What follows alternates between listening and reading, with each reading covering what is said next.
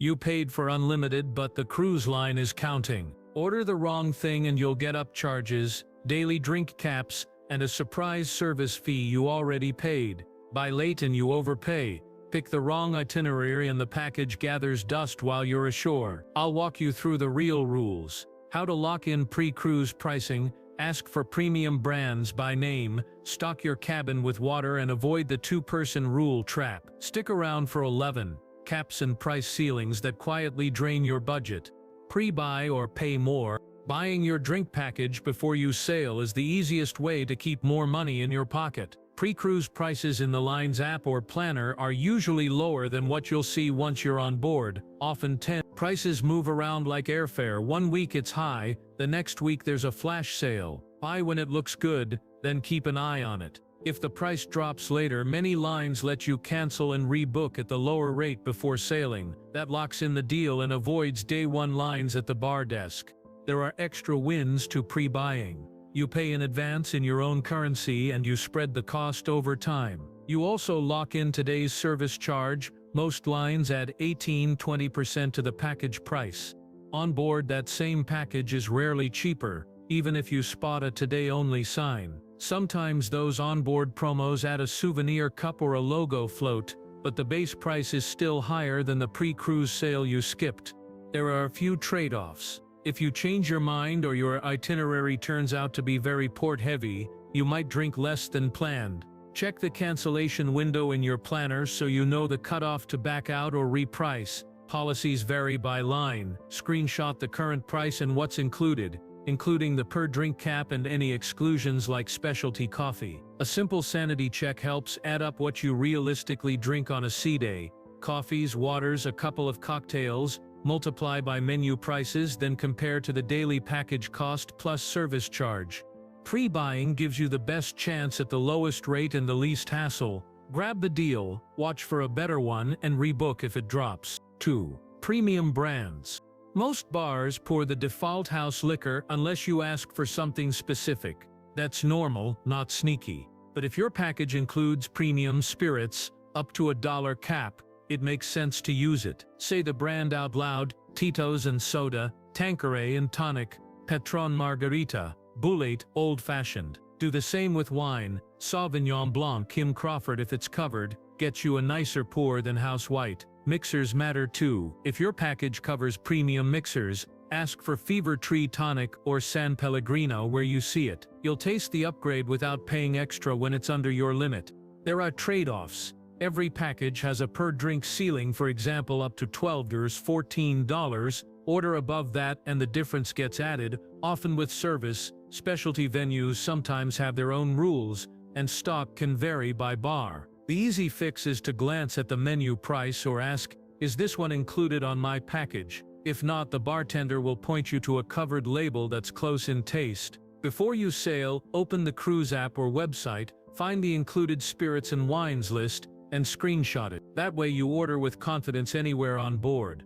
One small habit: naming brands turns a basic rum and coke into the drink you actually enjoy, and keeps surprise upcharges out of your folio. 3. Ignoring non-alcoholic value.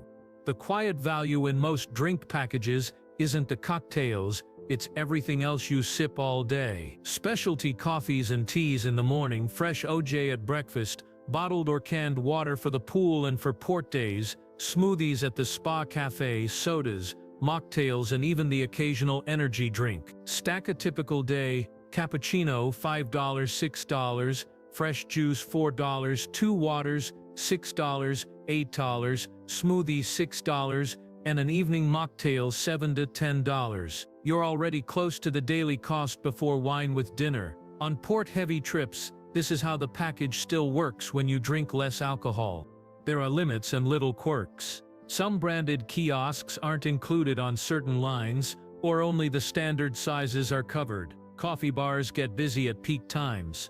The fix is simple. On embarkation day, do a quick lap. Find the main cafe that honors the package, the spa or Vitality Cafe for smoothies, and the bars that hand out canned or aluminum water. When you pass a bar, grab a water for later. When you stroll by the cafe, collect a latte. Use mocktails to pace yourself in the afternoon. Switch to sparkling water with lime before dinner. This turns your package into an all-day convenience pass, not just a cocktail bundle, and it keeps you hydrated, caffeinated and happy without thinking about nickels and dimes. 4. Empty the minibar.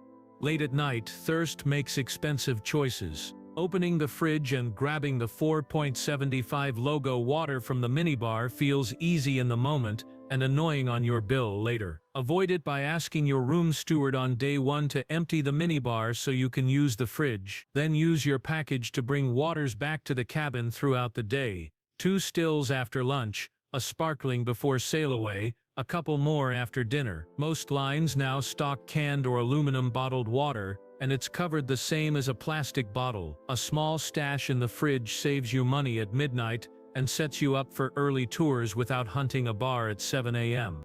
There are a few things to watch. Cabin fridges are tiny, and some bars prefer not to hand out big stacks at once. Be reasonable, 2 here, 2 there, and you'll have plenty by evening. Minibar brands often look different from the bar's included water, so don't assume the one in the fridge is covered. If you pop the wrong bottle, it's usually a charge. For hot ports, bring an insulated bottle from home and fill it with ice water at any bar before you go ashore. If your package includes premium sparkling water, rotate a few for balcony sunsets. This simple routine keeps surprise minibar fees off your folio, keeps you comfortable, and turns the package into real daily value where it counts most, right in your cabin. 5. Wrong itinerary, wrong package. Not every cruise is a drink package cruise. Port-heavy sailings, Mediterranean, Baltic, some Alaska runs keep you off the ship most of the day. Long tours, early mornings and jet lag naturally cut down bar time. Do the math before you buy. If your package is $70 day plus 20% service, you're near $84 day. With 12 cocktails, that's roughly 7 drinks, or a mix like a $6 latte, 2 $3 waters, a $7 smoothie, and 4 $12 drinks to break even. On a 9 or 10 night itinerary with 6 long port days, most travelers won't hit that mark daily. Sea day heavy and short Caribbean fun runs are a different story. 2 sea days on a 4 or 5 nighter, that can make a package feel easy and flexible. Weather matters too.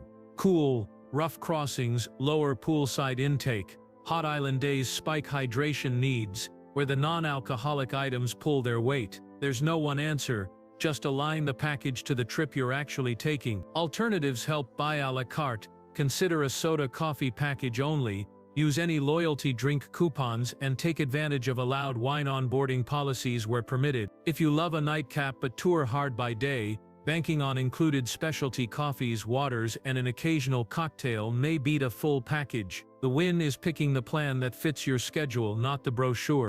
6. Perk Bundles is not the same as everything.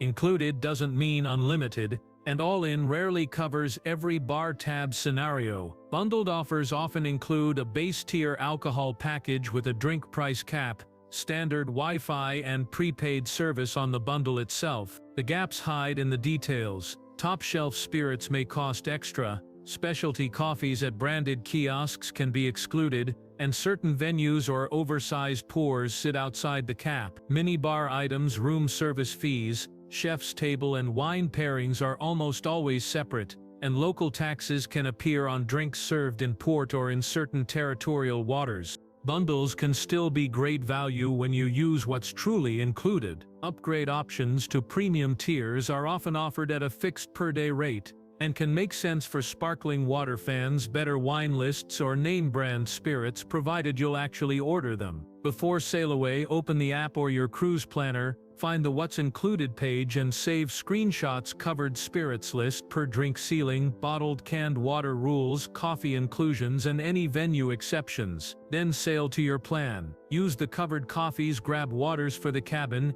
enjoy house cocktails under the cap, and only step beyond when the experience justifies it. Expecting the bundle to behave like a private island wristband sets you up for frustration. Treating it like a curated set of real benefits keeps your bill and your expectations calm. If this is helping you cruise smarter, take 5 seconds to power up the channel. Tap like so more travelers see this, hit subscribe so you don't miss new money-saving guides, and drop value in the comments if you've snagged even one tip you'll use on your next sailing. Coming up, we're untangling gratuities, why your receipt shows $0 yet tips still apply, plus the sneaky spots where you might be paying twice without realizing it. Then we'll tackle private island rules that flip your package on and off like a light switch. Quick breather, sip of water, and let's keep your folio clean.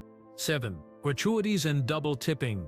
Most drink packages add a service charge, usually around 18–20% at the time you buy the package. That covers the gratuity pool for the beverages you order under that package. At the bar, your receipt often prints at $0 with a line for additional tip. Adding more is optional. It's perfectly fine to sign and smile. Handing over extra cash every round isn't required and can quietly double tip the same drink. Save the add-on for standout service, a favorite bartender who remembers your mix, or a crew member hustling in a rush. A few other charges can appear. Some regions apply local tax VAT on drinks served in port or while the ship is in territorial waters. That fee hits the folio even with a package. If you order above your per-drink ceiling, the difference is charged, and often that difference has service added too. It's simple to keep this tidy. Glance at your drink limit, stay within the covered brands, and check your account in the app every couple of days to catch surprises early. If you love to tip extra, do it deliberately. A larger thank you at cruise end, or a few targeted dollars to the people who made your week better. That approach respects the included service, rewards excellence, and keeps your running tab from creeping up drink by drink. 8. Menu blindness. Bar menus are helpful, but they're not the whole story. Many classics aren't printed anywhere. Pina coladas, daiquiris, palomas, Miami Vices, Aperol spritzes, yet bartenders make them all day. Sticking only to the laminated list shrinks your options and can push you into pricier signature drinks that tip past your per-drink cap. Asking for a specific brand by name keeps you inside what your package covers and avoids surprise upcharges for a house upgrade you didn't want. The same idea works for wine. House Sauv Blanc or Malbec is usually included, while the chef's pick by the glass can creep over the limit. Packages also cover more venues than the pool bar. Specialty coffee counters, the theater bar, the cafe near the atrium, and the adults-only deck bar all honor the same rules. Rotating drink of the day specials can be a win when they're priced under your cap. They're a loss when they're not. Smoothie counters at spa cafes often participate too. Great value on hot port days and an easy way to use the package without overdoing alcohol. Spend 10 minutes on day one exploring, check the app's bar lists, glance at the per-drink ceiling, and note which venues serve what you actually enjoy. Snap screenshots of any included brands page so you're not guessing later. Then order with intent. Name the drink, name the spirit, and if needed, say under the package, please. That little phrase keeps your tab clean, your choices wide, and your package working for you instead of against you. 9. Private island assumptions. Private islands look like the ship moved onto a beach, but the billing rules don't always come with it. Some islands honor your drink package seamlessly at every bar. Others only honor it at select venues, or not at all. A few locations add local tax or VAT when the ship is inside territorial waters, which can show up even if the drink itself is covered. Policies vary by line and destination, so treat each island as its own mini-port with its own fine print. When your package is accepted, the value is fantastic. Waters for the lounger, iced coffees in the morning, mocktails while you shade hop, and a couple of beachside cocktails, all included under the same per-drink cap. When it's not accepted, every round is a new charge, and tropical drinks on sand add up fast. The difference between a free beach day and a $75 folio surprise is knowing the rules before your toes hit the sand. Lock it down the easy way. The night before, open the cruise app and search the island page for beverage package or bars. Screenshot any mention of acceptance, venue lists, and caps. Ask a bartender at the first hut, does the ship package work here? And keep the receipt stub until you see $0 and bring correctly. Stock your cabin fridge with included canned water and bring one ashore. It's hydration without hunting a bar. If your package isn't honored, pivot to simple strategies. Stick to 1 or 2 beach drinks, refill your bottle at water stations, and head back on board a touch earlier for an included late afternoon round by the pool. 10. Two-person rule roadblock. Most mainstream lines require every adult in the same cabin to purchase the same alcohol package. It's an anti-sharing policy, and it's enforced. For couples where one person doesn't drink or only sips occasionally, that rule can turn a smart buy into a budget buster. The good news: many lines allow an exception if one guest takes the full alcohol package and the other switches to a non-alcoholic or refreshment tier. The key is asking the right way and doing it before you board. Handle it in 2 steps. First, call the cruise line or your travel advisor pre-cruise. State it plainly: one of us wants the alcohol package. The other does not drink alcohol and will take the premium non-alcoholic package instead. Get the approval noted on your reservation. Second, verify on embarkation day at guest services so your SeaPass cards code correctly. This combo protects the line's no-sharing policy while stopping you from paying for something you won't use. If the exception isn't offered on your sailing, there are still clean alternatives. Skip the alcohol package entirely and pay a la carte. Use any loyalty drink coupons, daily specials, or wine by the glass bundles. Consider bringing the permitted bottles of wine on board, where allowed, for cabin or dinner use. If only one of you wants a few cocktails a day, the math often favors paying per drink over buying 2 full alcohol packages. The goal is alignment. 1 cabin, 2 different drinking patterns, 1 plan that respects both without wasting cash. 11. Caps, limits, and upgrades. Drink packages are not a free-for-all. Most lines set 2 guardrails: a daily limit on alcoholic servings and a price ceiling per drink. The daily limit keeps things sensible. On many mainstream lines it lands in the mid-teens, and once you hit it, the system stops approving alcoholic orders. Non-alcoholic items usually keep flowing, but cocktails and wine won't. The price ceiling is the second gate. If your margarita, martini, or glass of Cabernet costs more than the cap, often somewhere around the low teens, you'll either pay the difference plus service, or be asked to choose another brand. This is where small choices save money. Name the spirit and keep it under the cap. Gin and tonic with Beefeater under the package, or Pinot Grigio that's covered, please. Signature menus love to sneak past the ceiling with a frou-frou garnish and a fancy glass. The classic you actually like often rings clean. Wine works the same way. Packages usually cover wine by the glass, not bottles, but many lines offer a bottle discount, commonly 2 premium glasses can cost more than a fairly priced bottle with that discount, so scan the list before you commit. Upgrading can be smart if you do it early. If your go-to drinks regularly break the cap, think top-shelf tequila, single malt, craft cocktails, sparkling water brands. Stepping up to a higher tier on day 1 often beats paying small overages all week. Ask guest services or any bar to upgrade. They'll prorate from that day forward. If you barely graze the cap and sip house spirits, upgrading is wasted spend. Screenshot the app's price list, learn your ceiling, and order with intent. That's how the package serves you, not the other way around. 12. Partial trip myth. Cruisers love the idea of "I'll just buy the package for sea days." Nice thought, but that's not how most systems work. On mainstream lines, alcohol packages are sold per person for the full length of the voyage once activated, and they apply every day, port days included. You can usually start late, but you cannot toggle on and off. If you activate on day 3, you're billed day 3 through the end. You can't pause for a long tour in Rome and resume at sail away. After activation, refunds are rare and typically denied. There's a second myth: we'll switch the package back and forth between us. Packages are coded to each card and tracked by POR. Sharing breaks the rules and can get the package canceled without refund. A third one: I'll buy it only for the private island. Sometimes your package works ashore, sometimes it doesn't. But day-by-day purchasing just for the island isn't a thing on most ships.